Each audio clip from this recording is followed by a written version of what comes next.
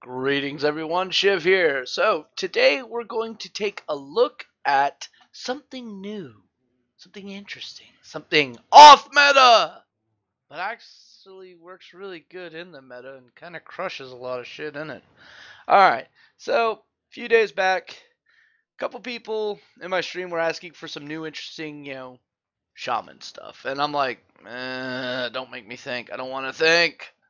So I went and looked to see what was out there, and it was all pretty much the same shit. Alright, Mech Shaman, which, I don't care for. It's a good deck. Statistically, it's a great deck. But I find anything that causes you to burn that amount of cards from your deck to be inherently bad. Ask any Mech Shaman who's ever faced up against Tempo Mage who was prepared for him. I can't tell you how many times I have put Mech Shamans into fatigue before turn 10. It's fun.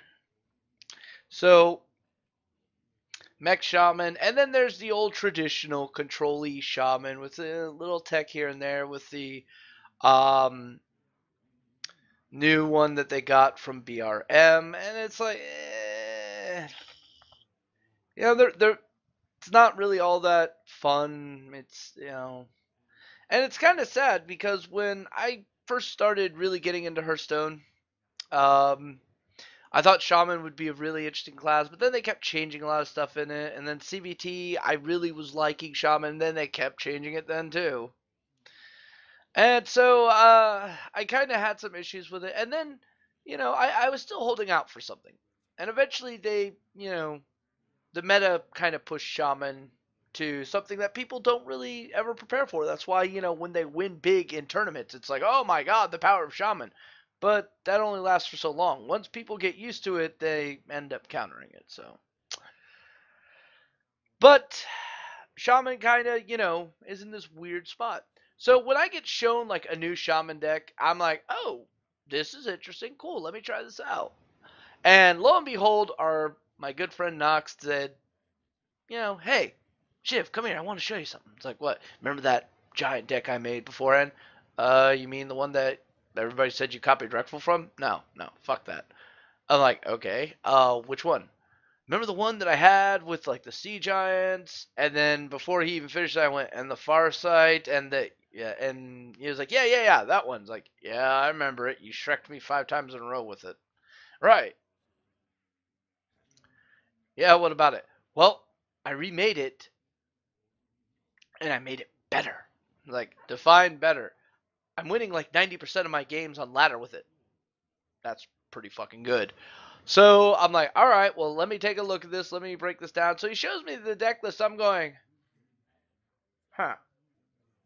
So you took design philosophies from this, or actually you took deck concepts from one, design philosophies from another, and kind of melded them together in this weird hodgepodge sort of deck. It's like, yeah, how well are you saying this is doing? Really well. I'm like, all right, well, I'll give it some testing. And I did. And surprisingly enough, holy shit, it raped Grim Patron. It just demolished several hunters. Tempo Mage gave me a little bit of indigestion. Kind of broke 50% between them. Freeze Mage, I had some issues with too. Um, but yeah, it's doing surprisingly very well. Disgustingly very, very well. So let's get into this deck. Let's talk about it. Let's break it down. All right. Earthshock. Silence plus damage. Who wouldn't love this? All right. If this was available in any other class, they'd be like, thank you. All right. Great tool. Rockbiter, pretty much standard. You can use it to easily mitigate your early game against like aggro decks or some control decks, whatever. Um, it provides great trade up value, especially in the mid game. So you like now your totems are actually a little bit more viable.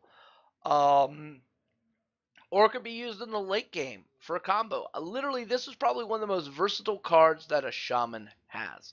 In all honesty, I guarantee you ask any shaman player, they wouldn't mind being able to have 4 of these. All right, Stormforge Axe. again, this is a card you don't see on the meta. I've had some people ask me, design-wise, what do I think about Stormforge Axe? And personally, I have a slight problem with its costing. All right, it is basically 3 mana for 6 damage. That's still 2 for 1, right? But you look at Fiery War Axe. That's different. That's 3 for 1. You really want to break that down because 3, 2, 6. All right. So why is it when it's done in big chunks it's cheaper, but when it's incremental it's more expensive? That makes no sense. It should actually be the inverse. Like this should be Fiery War Axe, like 3-2, and Fiery War Axe should be a 2-3. But at the same time, do I really, really, really, really, really, really want warriors to have a weapon that has more than 2 durability? So I guess that and when it comes to certain design balances for Shaman, they kind of have to accept the fact that Blizzard's going to basically fuck them up the ass. I'm not even joking on that. All right, so moving on. Crackle, very great card. We've seen this in a lot of like aggro shaman, mech shaman. But here we're not using it to go to face. Yes, you don't have to use Crackle to go to face. Matter of fact, we use it to take out value minions like Emperor Thurzan. Or in some cases, Sludge Belcher, um, or whatnot. There's lots of minions you could easily kill with this and remove them out of the way. So, yeah, value. Or you could use this in combination with something else, like a Spell Power minion, Spell Power Totem, or a simple minion trade, and get rid of a larger minion. Alright? Trust me, I kill giants with this thing all day long. Alright, Blood Mage Thanos. Crackle, Lightning Storm, made perfect fucking sense. Plus, it's got the Death Rattle of a draw card. Cool, sure, why not? Flame Tongue Totem. Yes, now all your subpar totems are now actually going to do some really serious work. Yeah, they will. Flame Tongue is a pretty much staple of Shaman design. It'll never go away. It enables so many cool things. My personal favorite is because of Flame Tongue totems, I can actually use my Rock Biters more defensively in the early part of the game, and then use these to basically enhance Alakir, which gives me really nice burst. Alright. Haunted Creeper! Wait a minute. Shiv, I thought you said this was good against, Grim Patron and all these other decks. It is! Well, why has it got Haunted Creeper? Well, okay. Haunted Creeper is one of those cards you want to play out early in the game, and because of things like Flame Tongue Totem, you're going to get value off of it. You're using this pretty much for board state control and manipulation. Basically, you want to make sure they don't have one. Alright? Haunted Creeper helps. It really does. And those little spectral tokens, you're pretty much going to be trading those to their death anyway. They're not going to remain around. This is not a card against like Grim Patron you play in the late game. You want this early on to get it out there. Let them do whatever. All right. But in other situations, it's just really good. Other decks, it's very, very good because Flame Tongue Totem exists. Because Rockbiter exists. I mean, Rockbiter plus this alone, yeah, hi, I take out anything with 4 health. Or you could use it on the little spectral spiders too and get value. It's a great card. All right. Sun Fury Protector. Yes, Sun Fury Protector. And only one of, I might like to add. That seems a little odd. Yeah, unless you look down to the bottom end of this deck, and then it makes a lot more sense, sort of. All right. Feral Spirits, because, a good top option is great. Downside is Grim Patron decks get value off of it. Yes, they do. But not really, because if you're playing against a Grim Patron deck, you're pretty much going to hold on to one thing for a very specific purpose anyway. But what I really love about Feral Spirits in this deck is we only have one draw engine in the deck. We have a little one-off draws here or there in the Death Rattle draw, but only one draw engine, which is, your Manatide Totem.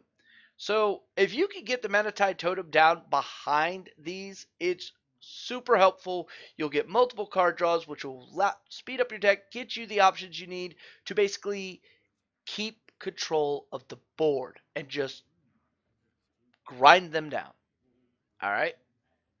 Hex, because Tyrion, Ragnaros, Sylvanas, Ysera. I mean, there's so many value minions you can take out with this. And it really could shut down a lot of decks. Like, whenever I face a Druid, I hold on to one of these because I'm always worried about that nasty little play with Kel'Thuzad. And so, you always want to, like, take out Kel'Thuzad. You want to take out those really good value minions. And Hex is perfect for that.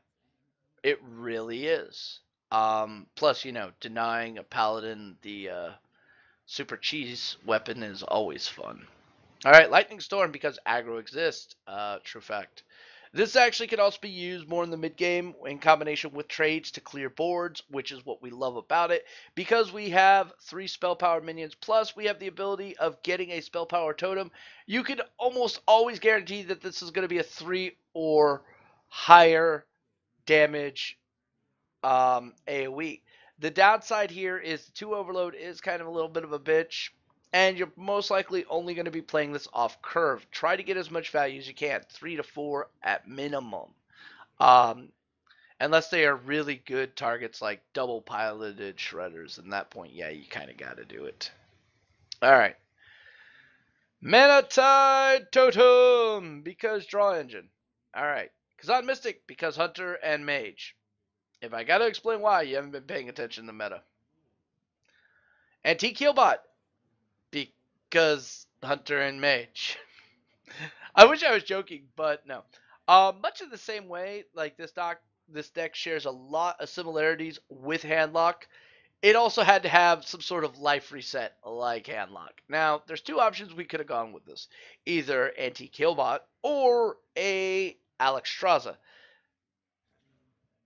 Antique Healbot's more flexible and can be used earlier on. So, yeah, it gets the pick. Azure Drakes, card draw, solid 4/4 body, plus spell power, and it's in the Shaman deck.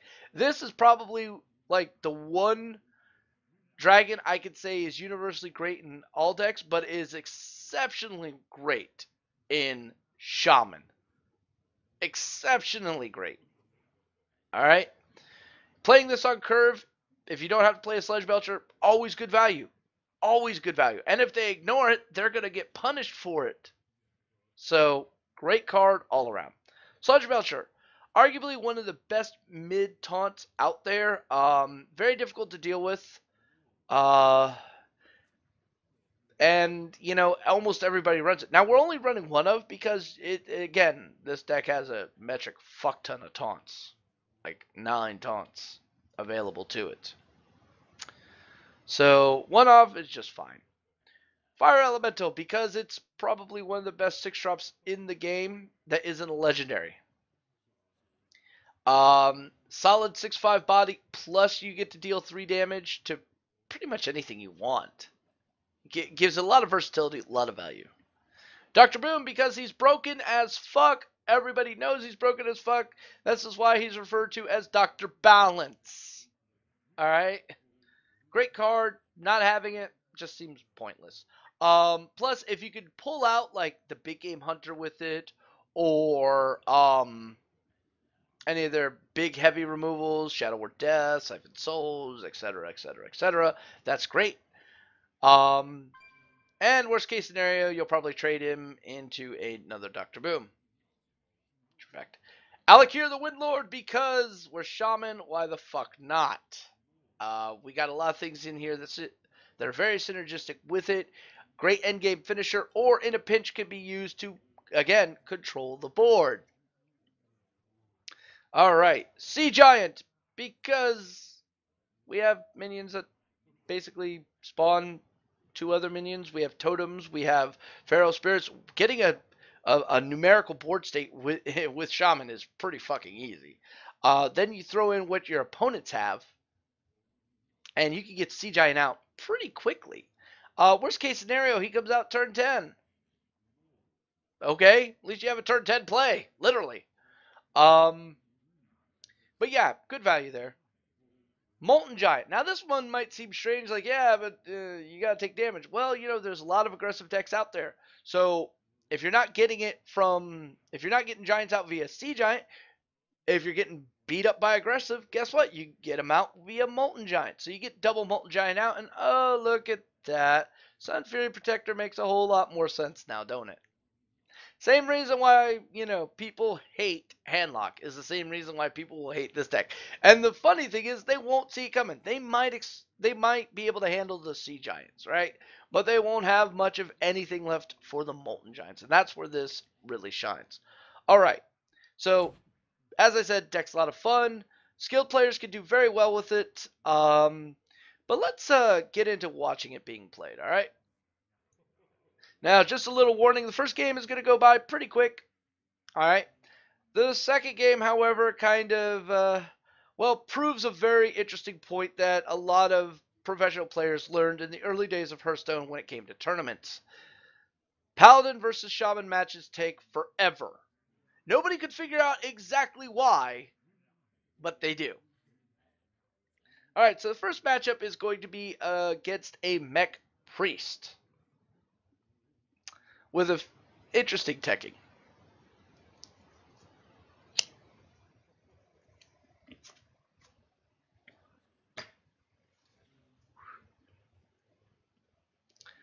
All right, so we mulligan for basically a good set to deal with Priest, and we have a pretty good setup going here.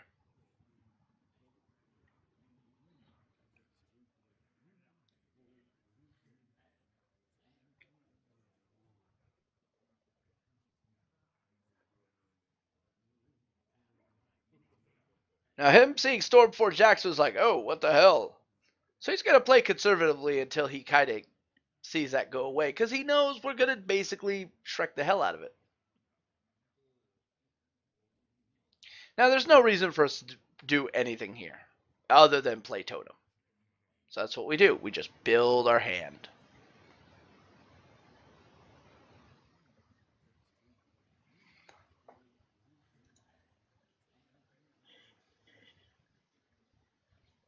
So he brings out the Mechanical Yeti. All right. But we have an answer for this.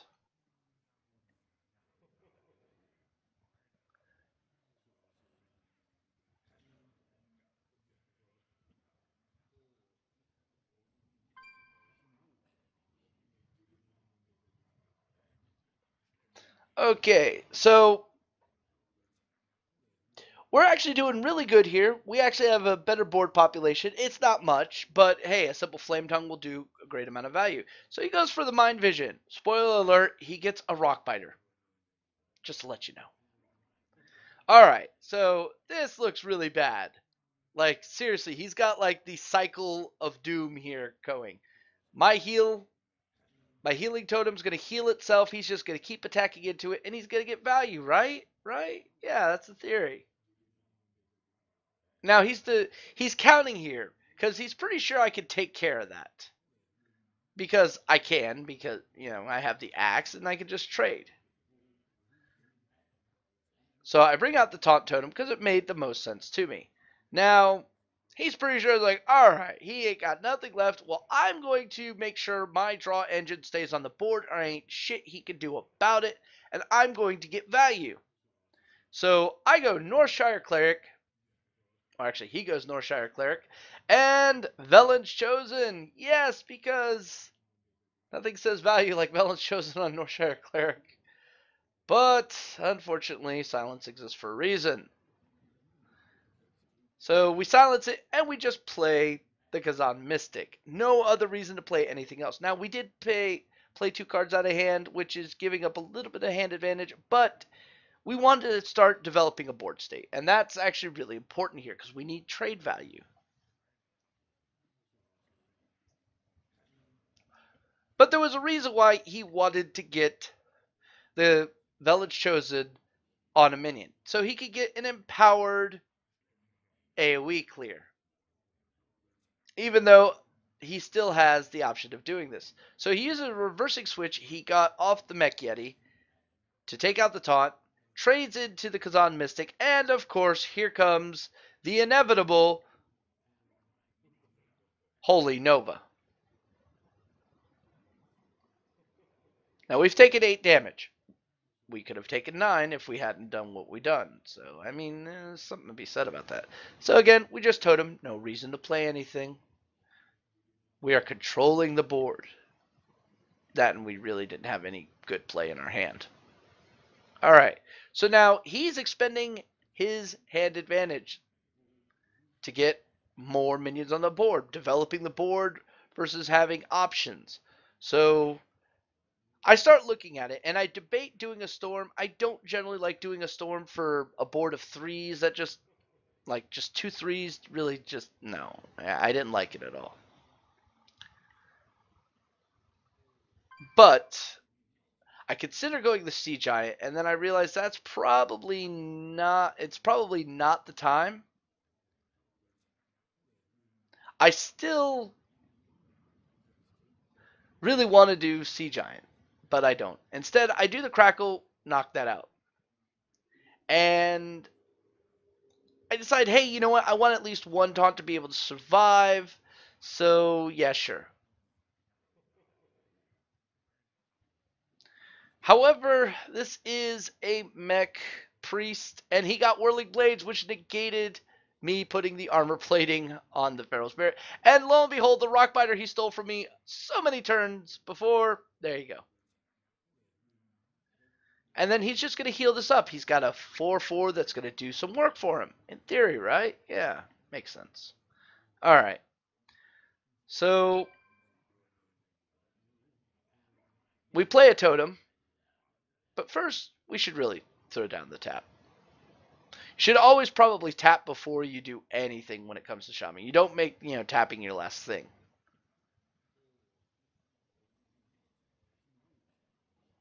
All right. So we got card draw. We got a little bit of protection from it. But remember, this is priest. He can steal stuff, all sorts of things. All right. So now we got a 3 and a 4. But that 3 is basically a 4/4 right now. So this is where I start actually considering using a lightning storm just to get rid of what I see.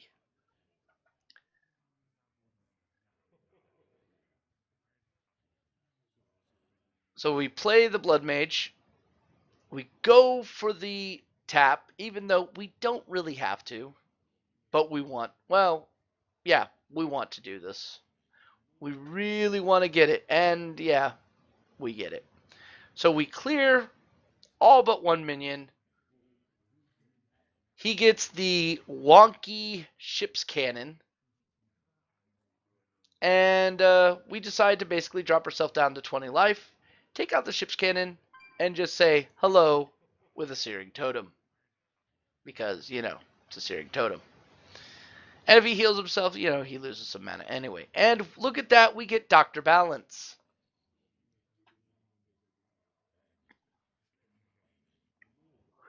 The Force Take Max was something I was not expecting at all.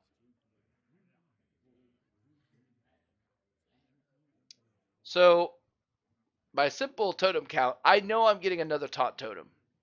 So, I'm okay. We go with the Giant just so we can easily take out whatever that little 7/7. And I do say little. However, again, this is Priest. And what do Priest have? Shadow Word Death. Yes. So that kind of sucked. But hey, if he used it on that, that means that's one less he'll have for everything else that we have in our hand. So the Annoyotron. I'm surprised I didn't see this earlier. Put the Divine Spirit. Okay, what's going on here? He makes a 4/4 taunt with Divine Shield. Basically, hi, I'm a subpar, overpriced Sunwalker. Now, we go for the card draw because it makes sense. There's absolutely nothing we need to do. We'll do the trade here. We'll go for another card draw. And we get a hex. This is exactly what we wanted to see. And I start debating this.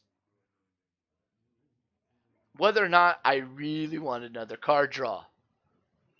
And the rationale was yes.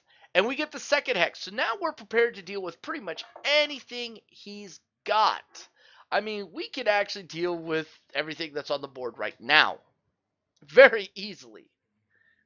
So he does the trade.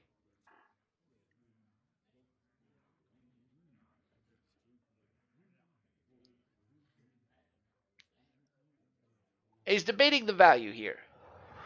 He goes for the damage. He's not really concerned about me being able to draw or anything of that nature. And he heals up his biggest minion. Now, that was a mistake. So we'll sack one spell power minion. Trade there. Oh, look at that. We've pretty much just shreked everything he had, and he realizes that he's not going to win. And just concedes. Like, oh god, this shaman's too good for me. I'm out. I'm out.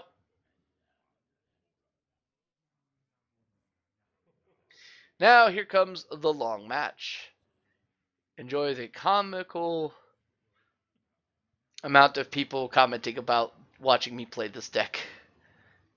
And of course, giving credit where credit's due, this is a Nox creation.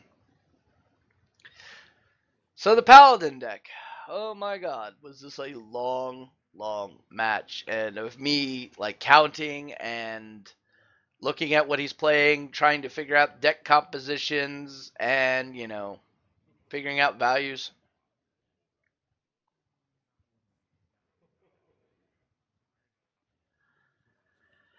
Alright, so we want pretty much nothing that's in here, but I opt to keep the Flame Tongue because I know I could get value out of it more towards like turn 3, turn 4. And we have an okay hand.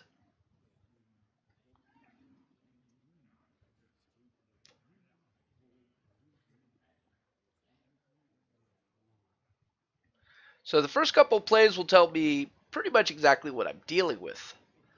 And he goes with a Zombie Chow. This makes me believe this is more your traditional Paladin. Alright, makes sense.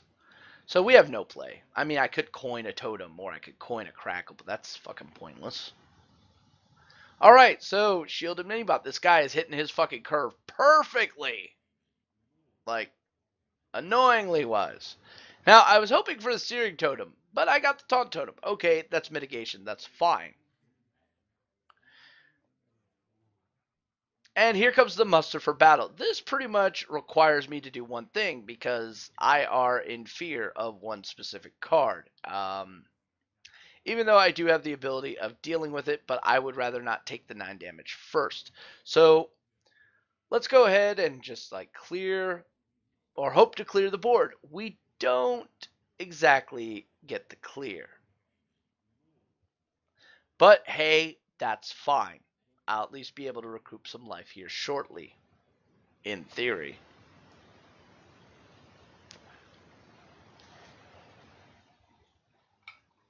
But because he's got that weapon, that whatever totem I get is pretty much meh. So he's continuing to pound. Hey, here we are, 8 on 4 again. So we get the spell power. Now, I know full well there's no way he's going to allow that because, you know, Shaman has some pretty powerful spells. Like, oh, we don't want him to keep that, you know. No, we got to get rid of it.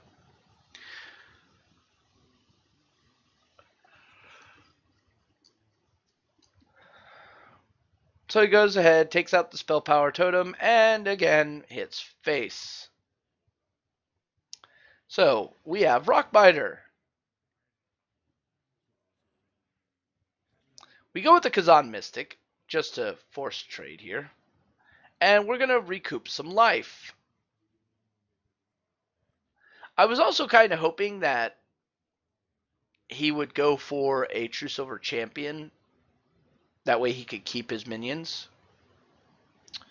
But that didn't happen. Instead, he goes with the Hammer of Wrath, something you generally don't see that often. So I kind of walked right into that. And another Zombie Chow. So he's continuing to damage my face, which is actually good. It's getting us into Molten Giant range. However, this is Paladin. They do have equalities, outdoor peacekeepers. So we go for the draw. You know, pretty much saying, hey, I know you're going to bring out a True Silver Champion, so let me make sure you have a target for it. If not, well, I'm pretty much going to trade and get rid of some of your annoying fucking little minions. Because I'm completely focused on, all right, I know there's a quartermaster somewhere in here. When you don't expect quartermaster is when it fucks you. All right. So, True Silver Champion as if on command from the top decks. So, as expected, nothing overly surprising. But again, we're starting to get into that danger zone. And we say YOLO Giant. You know, because again, he can't really do anything about it unless he wants to, like, trade and whatnot, but other than Outdoor Peacekeeper. And I fully expected him to Outdoor Peacekeeper. So instead, he goes for this play. And he has a serious board. This is actually something I should really be concerned about. I should.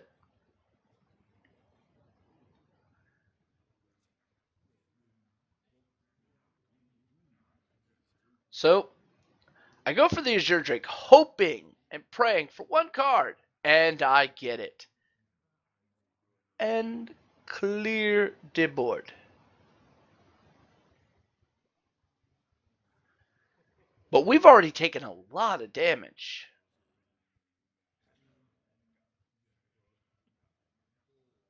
But that's okay. Now he goes for Emperor Thurazan.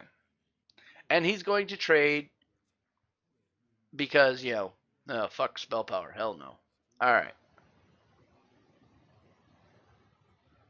Now, I'm a little concerned with that Emperor because in hand, I have nothing. But then here comes Blood Mage Thanos. I'm going, okay.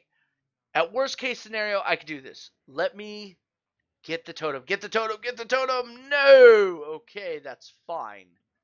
We'll make this work either way. Come on.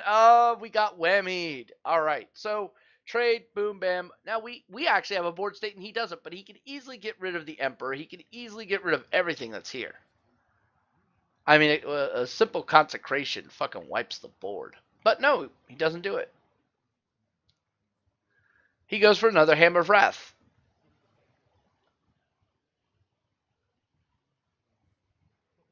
Followed by a Sludge Belcher. Makes sense. So yeah, I'm debating using the Hex, and then I see this. I go, oh, well, screw the Hex. I got this right here. Turning a 1/1 Searing Totem into a Sludge Belcher removal. Now, we're playing very heavily out of our hand here. And we go for the Healing Totem. So now, we're actually set pretty fucking good, right? The only thing that I'm really concerned about is maybe like a Muster plus Knife Juggler. And even then, I'm not overly concerned about it. You know, but then he goes equality, which made absolutely no sense. Like, no. And most paladins only run one equality, and he saw a giant. So logic should tell him that there's probably more than one giant. All right.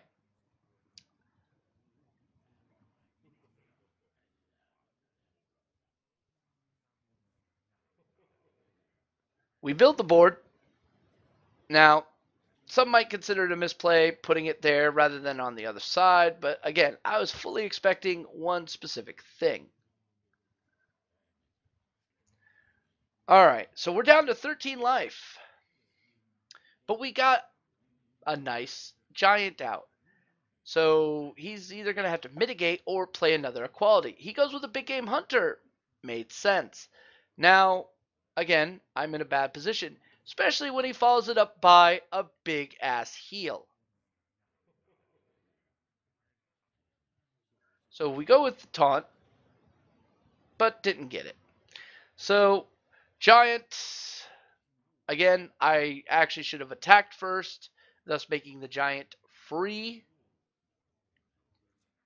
But it really didn't matter because I wouldn't have used the Hex this turn anyway. And we actually create a safety.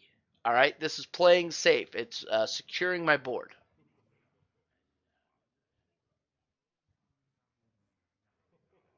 So he goes for the Knife Juggler.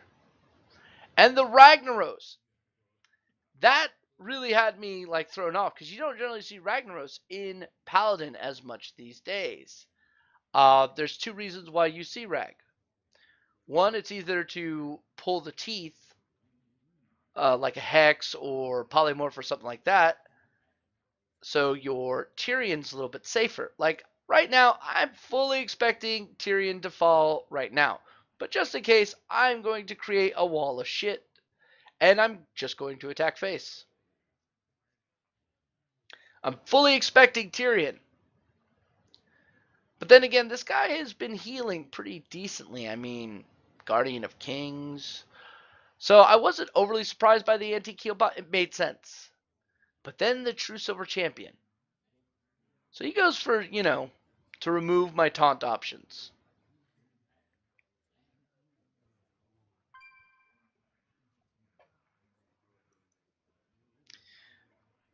All right. Now again, I should have totemed first. It would have been a reduction. So we clear that, and then I start realizing, wait a minute, if I kill this, the healing totem will take it to where he'll still have to face trade on this. So either way, I come out ahead, and I'll still have the 8/8 on the board. We're literally in top deck mode. So having the stronger board advantage, which I obviously do, made the most sense. And forcing him to play into me made even more sense.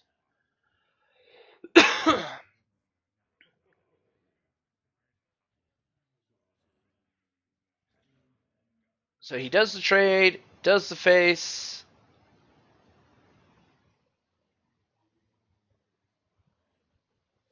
And he goes for a Solemn Vigil. This is one of the first times I've actually played against somebody using it. And he gets a Mind Control tech. What kind of RNG was that? And a Muster for Battle. So now he has literally turned the tides on me quite nicely. Alright, so we go for the Dr. Boom because, hey, you got it. Slam it. And we go for the Totem. Alright, so again, still worried about Quartermaster. And at this point, I have to play very, very defensively because I only have 8 life left. And he could easily screw me over. Like, he could hit me right now for 3 damage. And then maybe like an Avenging Wrath play, but no, that won't happen. There are several scenarios where I could easily lose this. But not off one card. So he gets a Dr. Boom. Yeah, because Dr. Balance is every fucking where. He opts to attack my own Boombot, which causes a minor chain reaction. Boom, boom. All right. Attacks the other one. Another chain reaction. Boom. So nothing went to face. I'm actually in a really good position. And that position just got even stronger.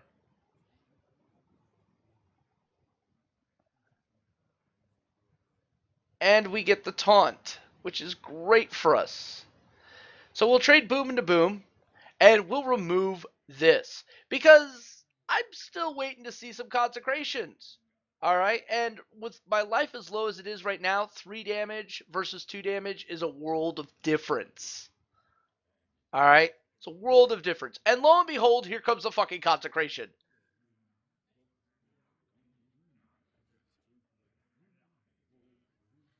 So he's going to go hit face. I mean, he is devastating me here. Devastating me. So we go for the totem. We get 1 taunt, 3 taunts total. And again, we're just going for face. Face. Face. We do take out the 1/1 because, we don't want to give him too much value. And look at that. From 21 to 4 to 6 to 4 in the course of 1 turn because we had a stronger board state. Again, another consecration. But that was all she wrote. Like, at that point, he knew he was done.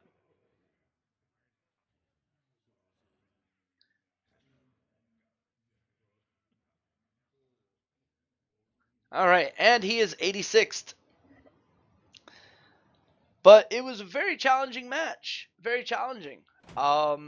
If he had had Tyrion versus Ragnaros, would it have made a difference? No. So yeah, the deck, lot of fun. So, unlike other deck reviews that I do, there will not be a deck list posted down in the description. You'll have to get it from this video. I'm sorry. This is not my deck. This is a Noxious deck. And if anybody should write the guide, it should be Noxious because he's just that kind of player. I would much rather him make the deck guide than myself. All right? Because he could probably give you a wealth of information. All right. So that's going to about do it for this deck showcase here.